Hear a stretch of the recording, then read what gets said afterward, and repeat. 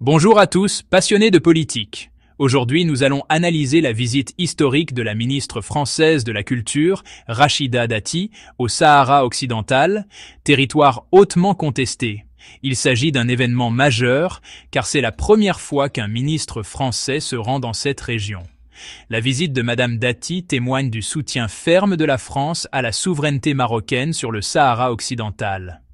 Rappelons que ce territoire est contrôlé à 80% par le Maroc, mais revendiqué par le Front Polisario, soutenu par l'Algérie.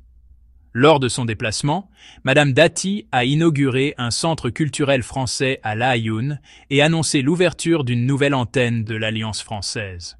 Elle s'est également rendue à Dakhla pour lancer une annexe de l'Institut supérieur des métiers du cinéma. Des initiatives importantes pour les échanges culturels et éducatifs. Madame Dati a qualifié sa visite d'historique et a souligné qu'elle met en lumière l'avenir de la région sous contrôle marocain.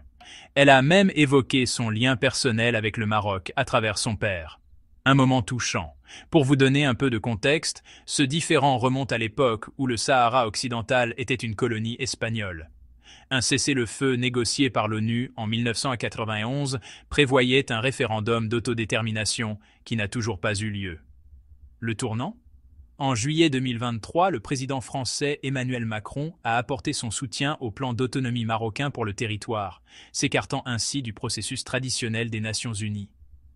Cette décision a tendu les relations avec l'Algérie, mais a renforcé les liens avec le Maroc. La visite de M. Macron au Maroc en octobre 2023 a consolidé le soutien de la France, avec la signature d'accords économiques de plus de 10 milliards de dollars. La France s'aligne ainsi sur la position des États-Unis, de l'Espagne, d'Israël et d'autres nations qui soutiennent le Maroc.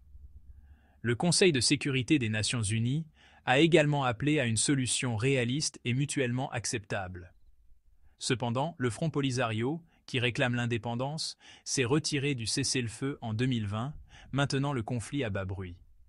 En conclusion, la visite de Madame Dati symbolise l'engagement de la France envers la revendication du Maroc sur le Sahara occidental, marquant un tournant significatif dans la politique internationale. Restez connectés pour plus d'informations et n'oubliez pas d'aimer et de vous abonner. À bientôt pour une nouvelle vidéo.